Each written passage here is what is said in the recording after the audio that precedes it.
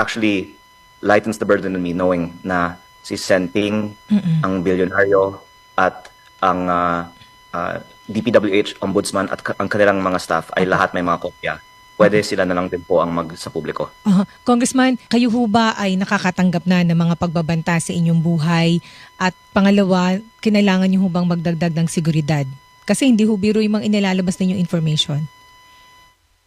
Basta ma'am, sinabi ko, kung may mangyari sa akin, lalabas naman din po lahat. Kaya wala naman pong dahilan na isipin nila na patahimikin ako at hindi nalalabas ang mga listang ito.